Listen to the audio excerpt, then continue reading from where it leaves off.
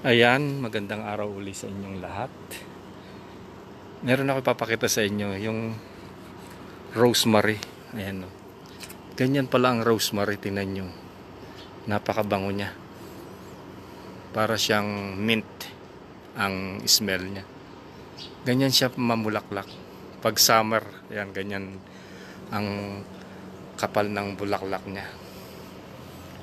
Diba? Ganda-ganda, oh. Bango-bango.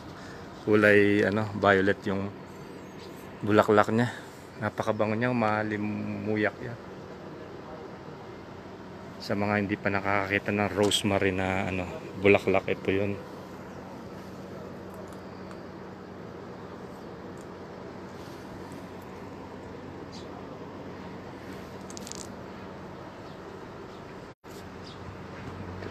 Ayan.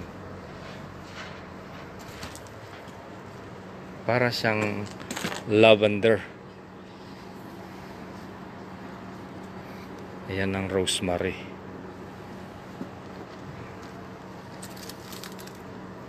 Alam niyo ang pagtatanim ng rosemary, pasanga, budding.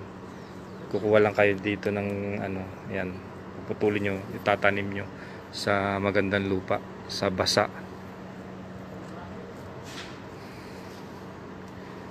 Napaka nito, bango, malimuyak. Ayan, sa mga hindi pa nakakakita ng bulaklak na rosemary, ito yun. Ayan.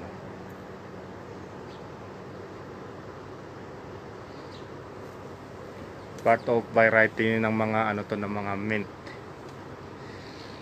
Yung amoy niya para siyang amoy Vicks.